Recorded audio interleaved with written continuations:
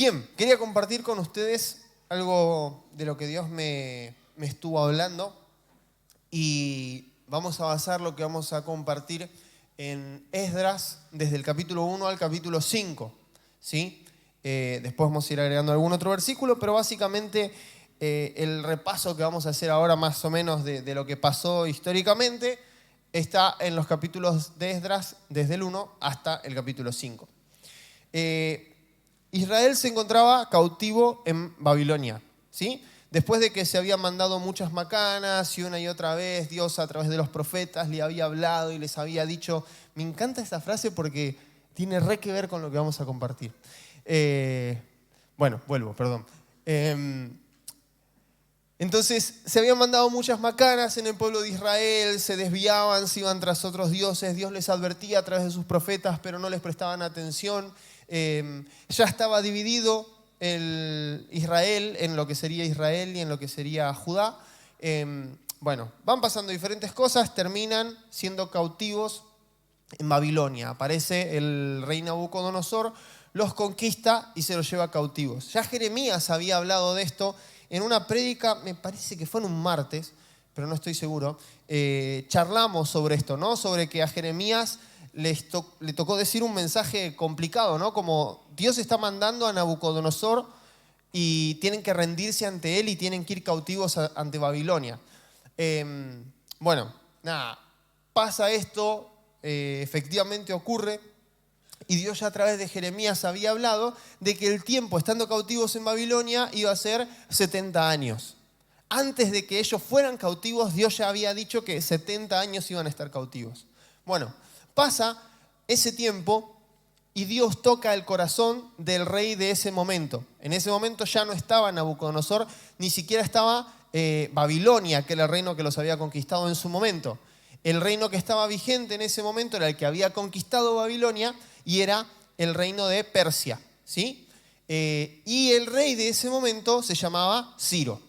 Entonces, está el rey Ciro, es tocado por Dios cuando se cumple el tiempo que Dios ya había dicho que se iba a cumplir, y el rey Ciro da la orden de que el pueblo de Dios vuelva a Jerusalén, a Judá, y reedifique el templo de Dios. Es muy fuerte ver eso, ¿no? Como de repente un Dios pagano le cae la ficha y dice, no, este es el único Dios, el Dios verdadero, es el Dios de Israel, que todos los que son de ese lugar vuelvan y reedifiquen el templo. Y todos los que los rodean, los que están cerca de ellos, provéanles de riquezas, de oro, de joyas, para que ellos puedan hacer esa edificación sin ningún problema. Y todos los que son de esa zona vuelvan. Entonces, ante esa convocatoria de este rey Ciro, lo que es la tribu de Judá y la tribu de Benjamín arrancan viaje para volver a Jerusalén y ahí reedificar el templo. Donde había estado antes el templo de Salomón y había sido destruido, ahora se iba a edificar de nuevo el templo. Bien, arrancan viaje y van volviendo como por tandas. La primera tanda está siendo liderada por alguien que se llamaba Zorobabel, ¿sí? Este terminó siendo como el gobernador, digamos. En su momento arrancó como líder de esa repatriación de Israel.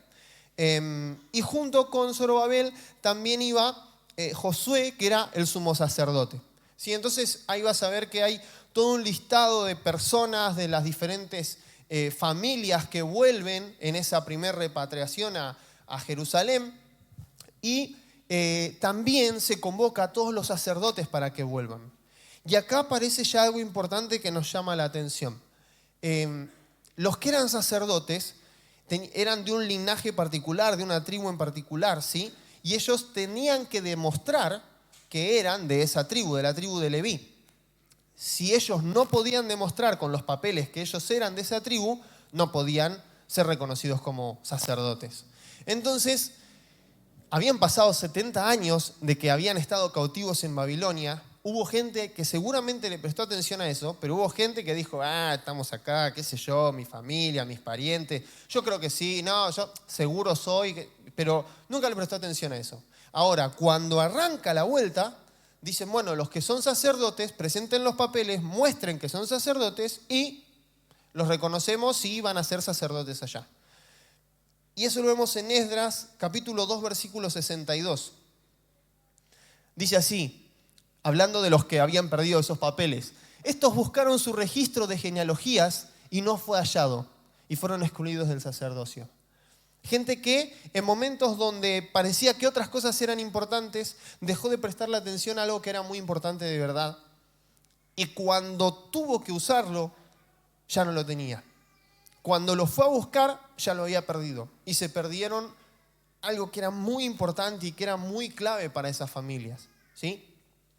Después esos grupos de sacerdotes quedaron como, o de los que se suponía que eran sacerdotes, quedaron ahí apartados para que después, a través de lo que era el Umim Tumim, se decidiera, pero bueno, ya nos vamos por otro lado. Bien, vuelven, ¿sí? Vuelven a Jerusalén.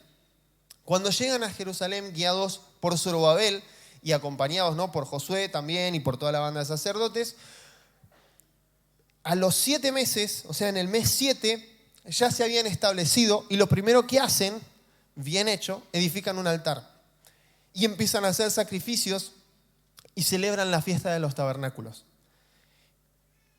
Y empiezan a elevar olor fragante delante de Dios. Asimismo también le pagan a albañiles y carpinteros para que traigan madera de cedro, ¿sí?, para la edificación del templo. Bueno, vaya a saber qué cosas pasan, que el próximo dato que tenemos es el mes 2 del segundo año. Se ve que la cosa estaba como ahí un poquito quedada porque dice que tanto Zorobabel como Josué ponen levitas, ¿sí?, levitas mayores de 20 años para empezar a activar la obra. Entonces se empieza a mover toda esa parte de lo que es el sacerdocio, de lo que son las alabanzas, y todo eso se empieza a impulsar como para que el templo se empiece a construir y los albañiles empiezan a poner los cimientos del templo.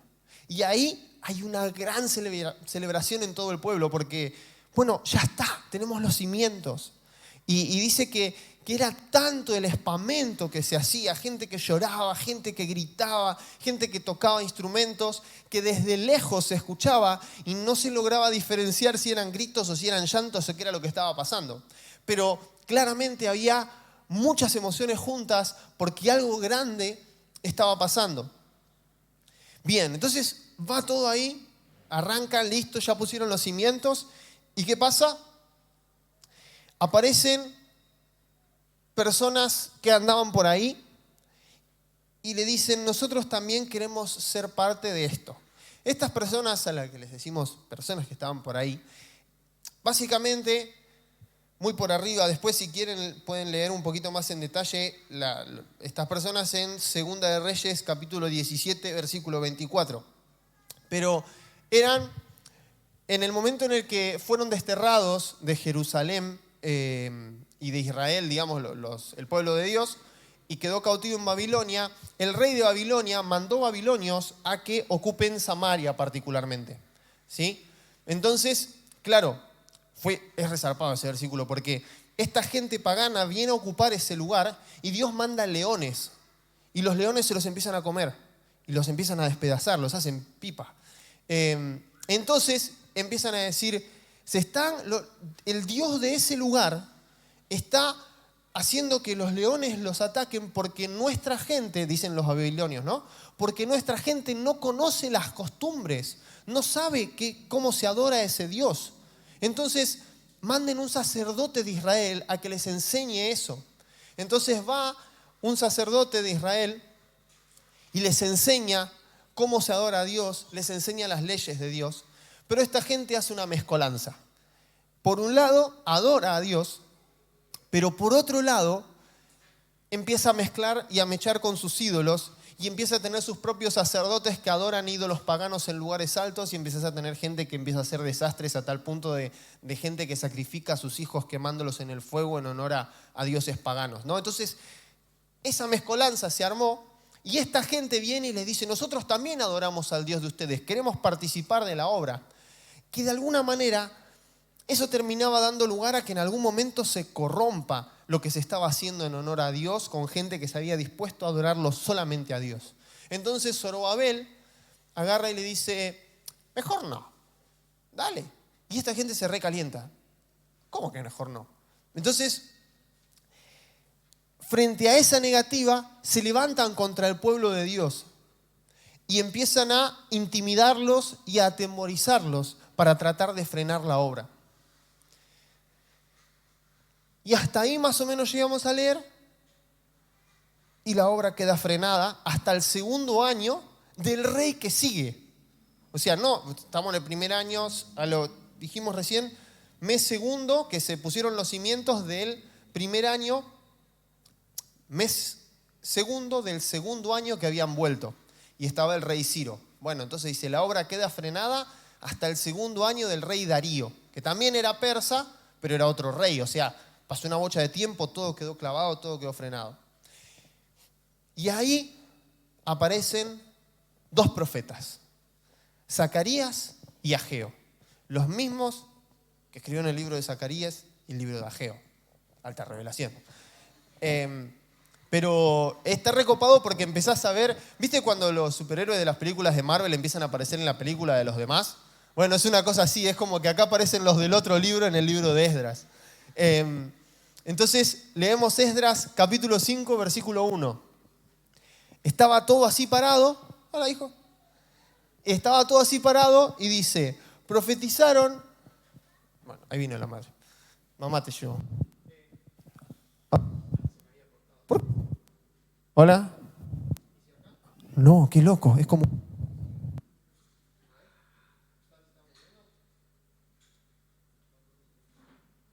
Hola.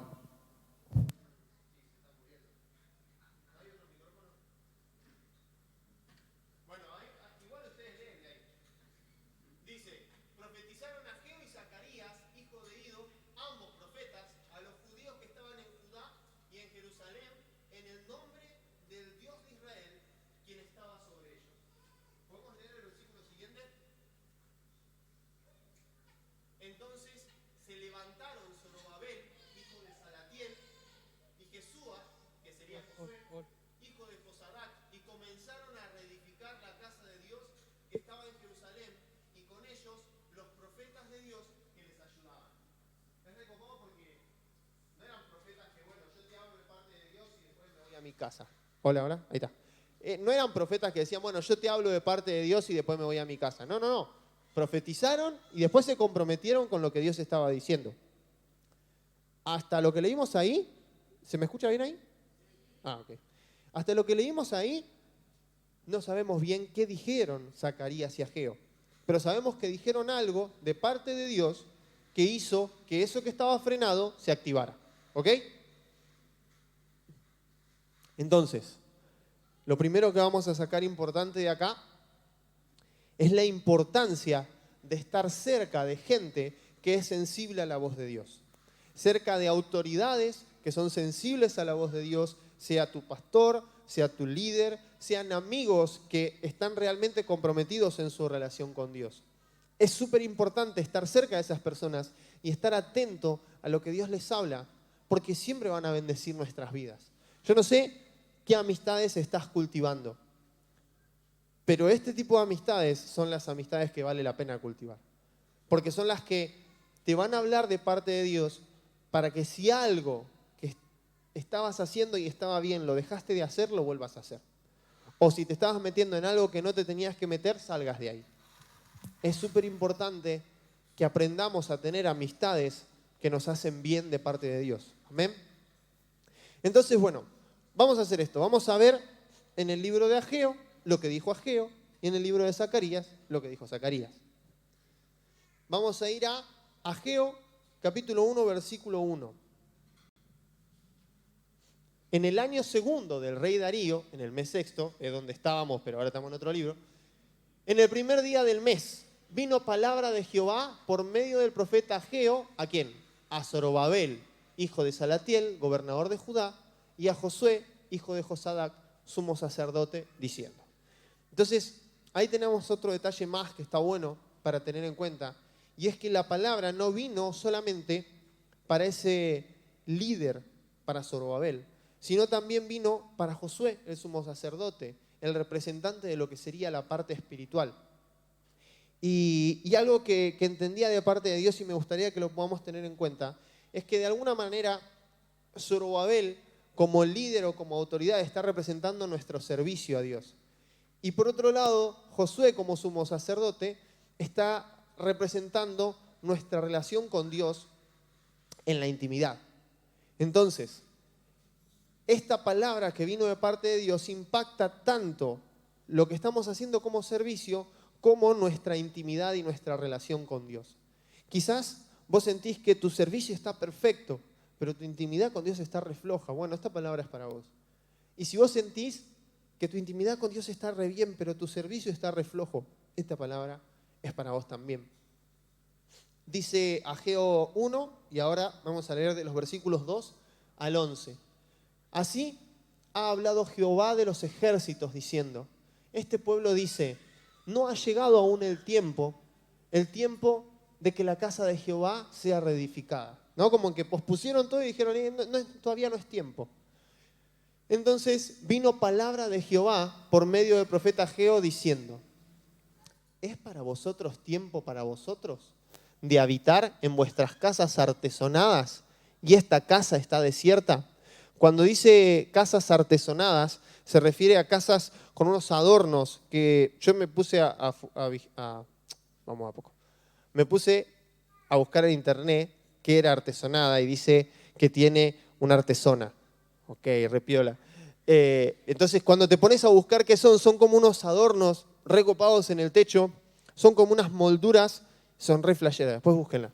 Pero onda que la casa de ellos tenía este tipo de decoraciones, pero la casa de Dios había quedado desolada. Yo no sé hasta dónde había llegado, pero hasta donde llegamos a leer en Esdras, onda que los cimientos quedaron. Y dice, bueno, pues así ha dicho Jehová de los ejércitos, meditad bien sobre vuestros caminos.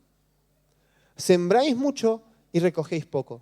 Coméis y no os saciáis. Bebéis y no quedáis satisfechos. Os vestís y no os calentáis. Y el que trabaja jornal recibe su jornal en saco roto. Así ha dicho Jehová de los ejércitos, meditad sobre vuestros caminos. Subid al monte y traed madera y reedificad la casa. Y pondré en ella mi voluntad y seré glorificado, ha dicho Jehová. Buscáis mucho y halláis poco, y encerráis en casa, y yo lo disiparé en un soplo. ¿Por qué? Dice Jehová de los ejércitos. Por cuanto mi casa está desierta y cada uno de vosotros corre a su propia casa. Por eso se detuvo de los cielos sobre vosotros la lluvia, y la tierra detuvo sus frutos. Y llamé la sequía sobre esta tierra y sobre los montes, sobre el trigo, sobre el vino, sobre el aceite, sobre todo lo que la tierra produce, sobre los hombres y sobre las bestias, y sobre todo trabajo de manos.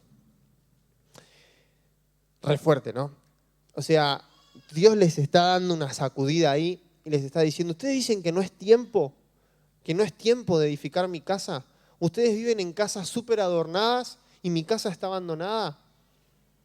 ¿Saben qué? Por eso les está pasando lo que les está pasando. Se ve que estaban pasando por una situación económica difícil. Aún cuando estaba viendo los comentarios, me llamaba la atención por muchas veces la similitud que se planteaba en relación a las dificultades económicas que a veces podemos estar pasando hoy. Pero básicamente esta gente estaba pasando situaciones económicas difíciles y lo único que hacía era pensar en ellos mismos, en ir a su casa. Dice, cobran su jornal y es como que lo cobraran en saco roto. Es como que te depositan el sueldo y tenés clavado ahí un débito automático que te lo va bajando y no sabes en qué. O contaba también que, a ver si lo podemos releer un cachito, sería versículo 4 por ahí. Yo lo tengo acá, bueno. 5 y 6. Y el 6. Ahí está. Sembráis mucho y recogéis poco.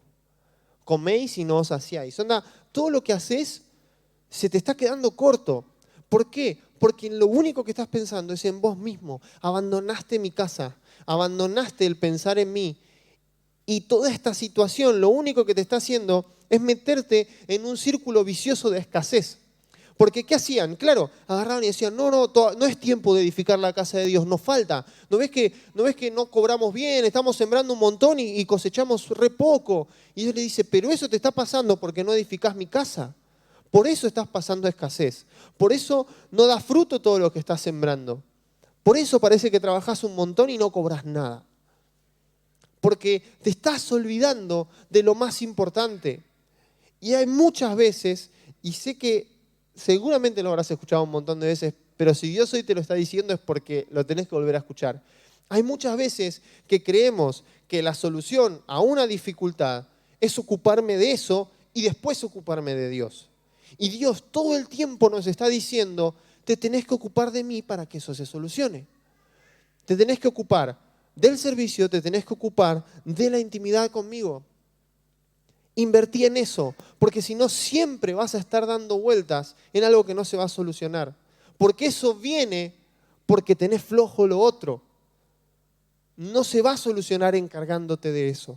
Se va a solucionar buscándome, estando en mi presencia y sirviéndome. Amén.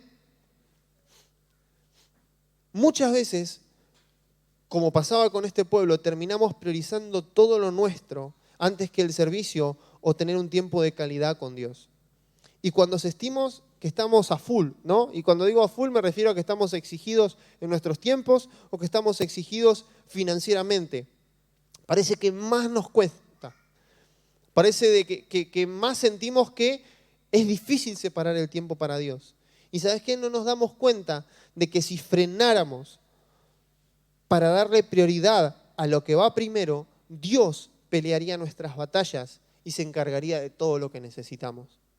Y eso es lo que Dios hoy te quiere decir. Deja de correr para solucionar las dificultades que estás teniendo. Pará y dedicale tiempo a Dios. Dedicale tiempo a Dios y vas a ver cómo Él se encarga de todas esas cosas que estaban presionando tu vida. Porque ahí está la solución para todo lo que pueda venir, para todo lo que pueda levantarse en contra tuyo. Y vamos a leer Zacarías, vamos a leer el capítulo 4.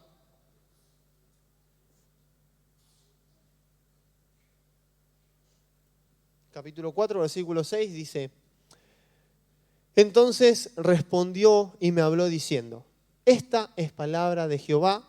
Estamos ya hablando del otro profeta, de Zacarías, y también aparece Zorobabel. Dice, esta es palabra de Jehová, si alguno de los chicos ya me va acompañando, esta es palabra de Jehová a Zorobabel, que dice, no con ejército ni con fuerza, sino con mi espíritu, ha dicho Jehová de los ejércitos.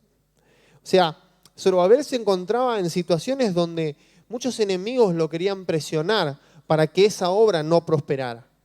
Había gente que le mandaba cartas a los reyes de ese momento para decirles, díganles que paren, díganles que no sigan más. ¿No ven que es una nación rebelde? ¿No ven que esta nación históricamente siempre se ha levantado, no ha pagado tributo, ha hecho las cosas mal?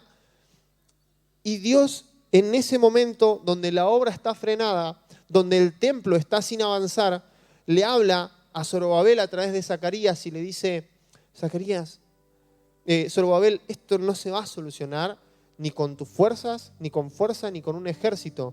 Va a ser con el poder de mi espíritu, quédate tranquilo. Yo lo voy a resolver. ¿Y sabes qué? Entender que va a ser Dios quien resuelva nuestros problemas nos soluciona la vida. Porque ya no hay nada más con lo que podamos discutir, con lo que podamos pelear, con lo que podamos decir, no puedo porque tengo esto, porque tengo lo otro, porque no me da el tiempo, porque no me alcanza la plata. No, ya está, quédate tranquilo. Deja que Dios lo resuelva. Porque no es algo que lo vas a hacer con tus propias fuerzas. Es algo que Dios va a hacer. Simplemente tenés que soltar en manos de Dios y poner primero lo que va primero. Y primero es tu relación con Dios y es servirle a Dios. Y después el resto, Dios lo va a solucionar. Porque no es con tus fuerzas, no es con ejército, no es con espada, es con el Espíritu de Dios.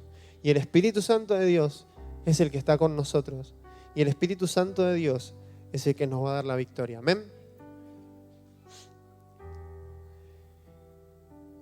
Y yo creo que en ese momento de dificultad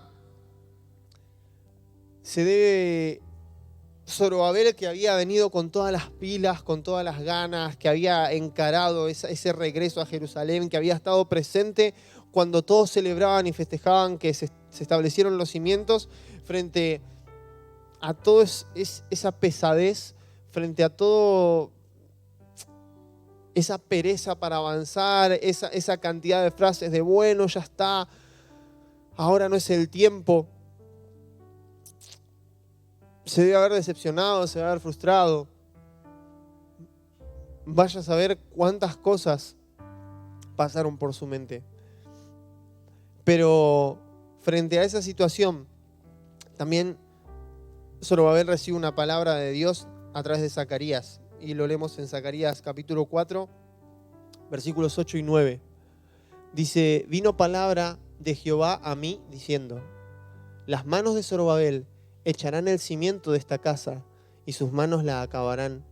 Y conocerás que Jehová de los ejércitos me envió a vosotros.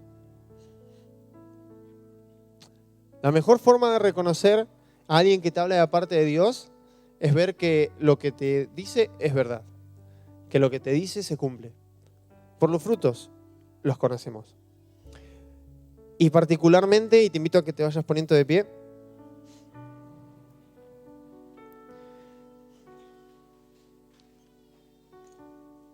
y particularmente está bueno que hoy puedas entender y que puedas creer y que puedas saber que si Dios te prometió que iba a hacer algo con vos, aunque sientas que está estancado, aunque sientas que no avanzó más, aunque sientas que se quedó ahí, Dios va a cumplir su promesa en tu vida. Lo que Él arrancó, lo va a terminar. Así como le dijo a Zorobabel a través de Zacarías: tus manos arrancaron esta obra, tus manos van a terminar esta obra. El sueño que yo puse en tu corazón se va a cumplir y lo vas a ver cumplido. Aunque haya pasado el tiempo, aunque parezca que está todo estancado, se va a hacer. Se va a hacer porque yo soy Dios y yo te digo que se va a hacer. Amén. Entonces,